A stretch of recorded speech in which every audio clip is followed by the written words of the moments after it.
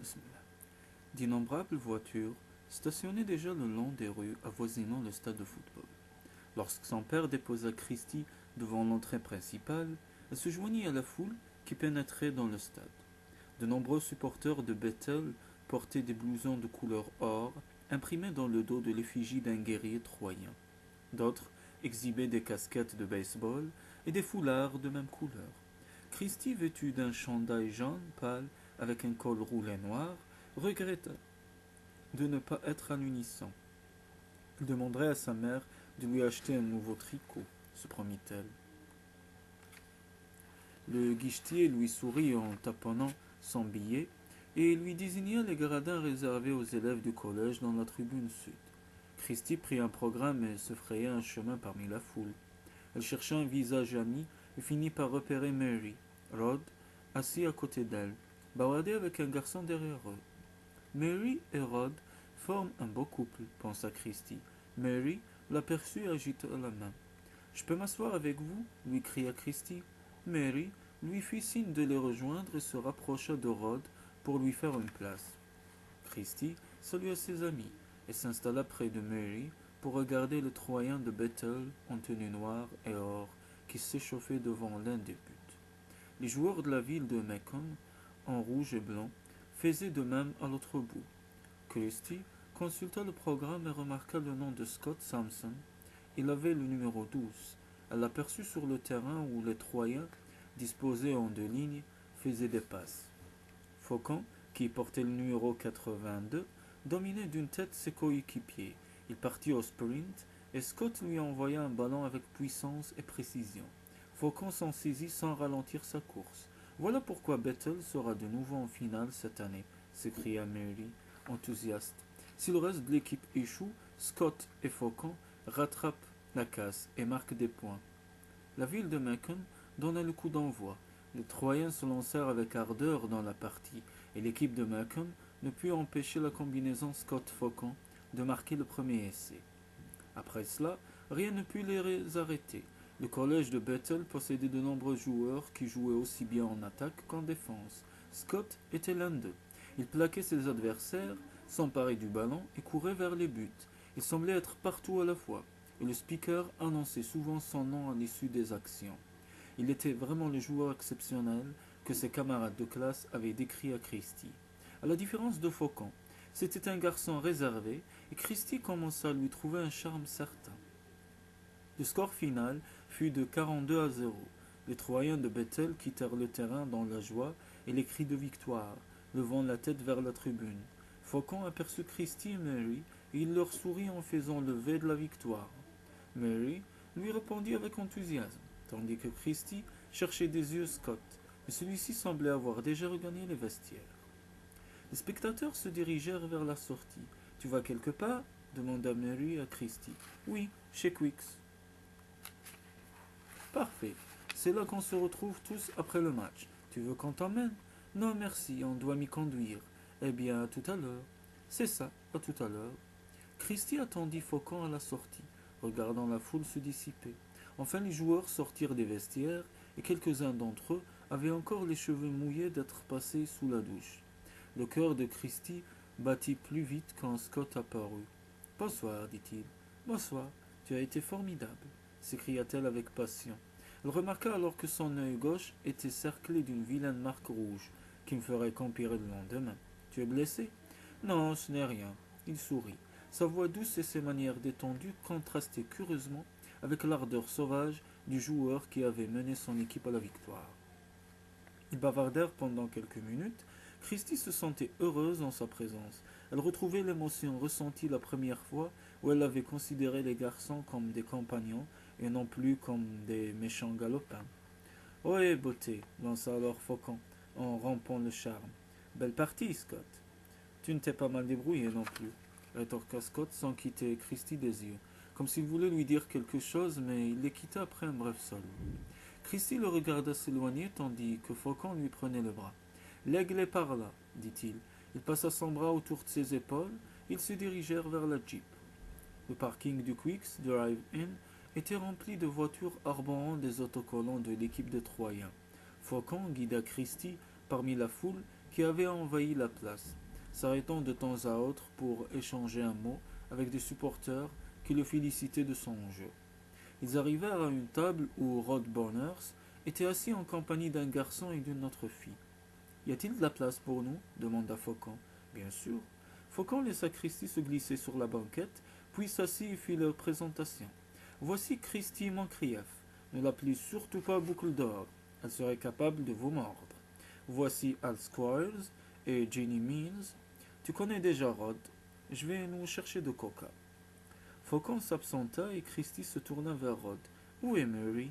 Rod la regarda droit dans les yeux, puis lui désigna une autre table. Mary était là, un siège vide à côté d'elle, comme si elle attendait quelqu'un. Christie voulut lui faire un signe, mais Mary regardait ailleurs. Tu ne préfères pas que je lui demande de venir s'asseoir avec nous demanda-t-elle à Rod. Pas spécialement, répondit le garçon d'un air absent. Christie songeait qu'il s'agissait d'une querelle d'amoureux et préféra ne pas insister. Elle verrait Mary plus tard. Celle-ci se confierait peut-être. Faucon revint avec 2 bouteilles de Coca-Cola. Il reprit place à côté d'elle et passa son bras autour de ses épaules. Laissez-moi vous dire quelques vérités fondamentales, déclara-t-il. Première vérité, Bethel a la meilleure défense de tout l'Iowa. Deuxième vérité, nous avons la meilleure attaque de tout l'Iowa. Troisième vérité, notre entraîneur, le vieux Fred Anderson, est le meilleur de tout l'Iowa. Enfin, quatrième vérité, nous allons de nouveau remporter le championnat. Je ne sais pas si c'est dans la poche, mais il faut avouer que nous avons toutes nos chances, dit Rod. Qu'est-ce que tu racontes, toutes nos chances intervint Hal. C'était un grand rouquin avec un pansement au-dessus de l'œil droit. Regarde ce qu'on vient de mettre à Macon, et le journal de Des Moines les a classés 10e en catégorie 2A. Le journal de Des Moines classe toujours trop bien les collèges de la région, rétorqua Rod. Il reste quand même une rude bataille en perspective. C'est un vrai rabat-joie. Il n'y a pas de doute, dit Faucon, en pressant l'épaule de Christie. Il y avait des rabat-joie comme lui à Glen Helen. Elle rit de sa question.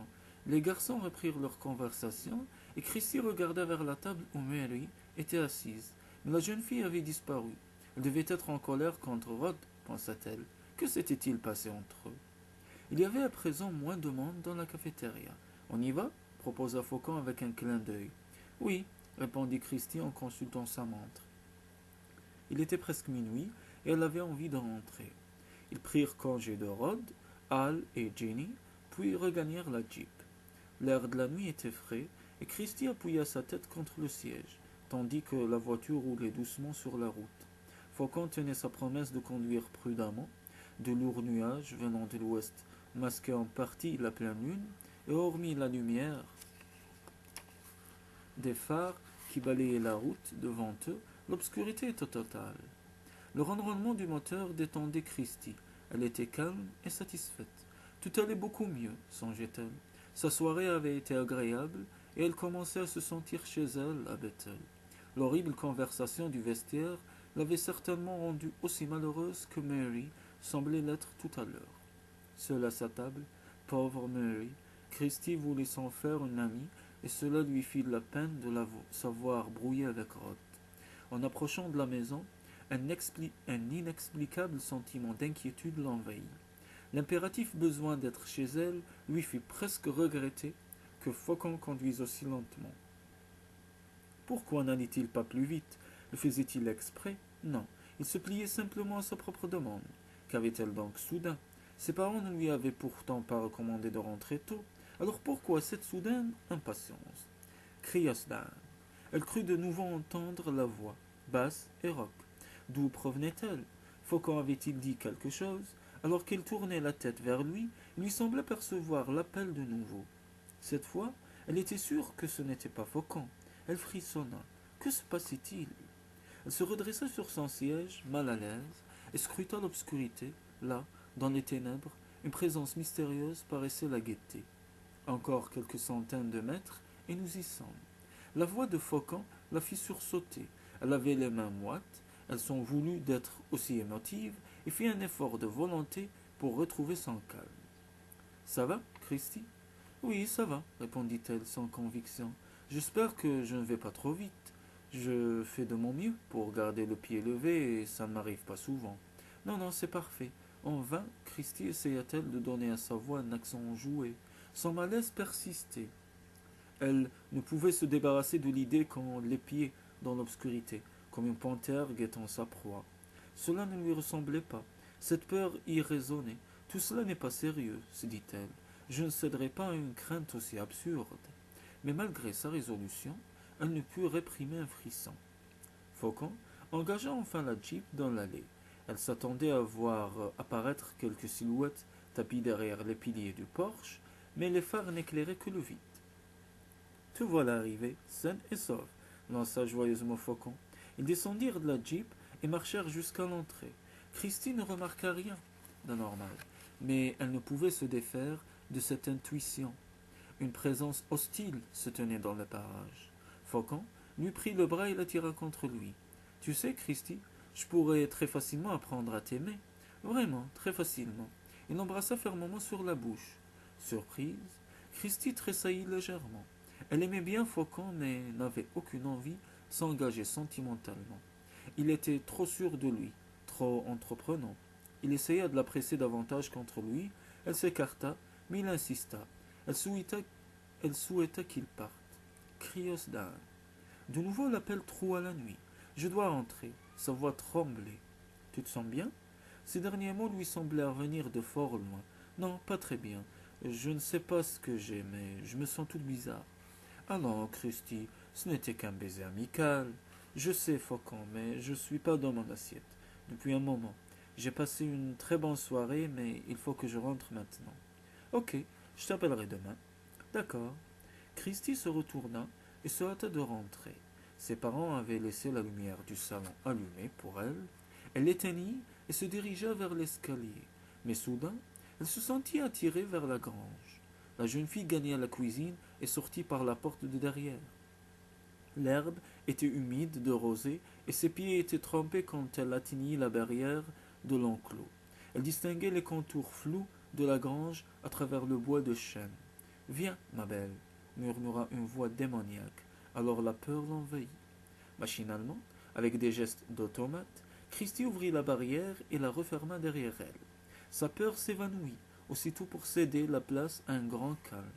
Tandis qu'elle pénétrait dans le bois, une étrange sensation l'enveloppa, une curieuse impression d'intimité, comme si elle se rapprochait de quelqu'un qui la connaissait et la comprenait. Elle vient, elle vient, elle vient. Les mots tournoyaient autour d'elle comme des oiseaux fantômes. Christie avait oublié d'emporter une lampe électrique, mais cela lui était égal. Elle marchait sous l'épaisse frondaison qu'aucune brise n'agitait. Seul le bruit de son pas sur les feuilles sèches troublait le silence. En parvenant à la grange, elle posa la main sur la poignée de la grande porte. Le métal lui parut étrangement froid. Elle actionna le loquet, se glissa à l'intérieur, chercha aussitôt l'interrupteur et fit de la lumière. Les poutres projetaient leurs ombres sur les murs, accentuant l'atmosphère mystérieuse qui baignait le lieu. Mais Christie n'avait plus peur. Dans son box, Prince, tourné vers elle, semblait l'attendre. Il se tenait immobile, et dans l'étrange lumière de la grange, il paraissait plus grand que d'habitude. Sa robe était plus foncée, et elle brillait d'un éclat doux. Christie ne l'avait jamais vu aussi beau. Elle prit une brosse et s'approcha de lui. Il baissa la tête vers elle et poussa un grand soupir d'affection. Elle sentit son souffle chaud contre son visage, et ses doigts caressèrent le médaillon accroché à son collier.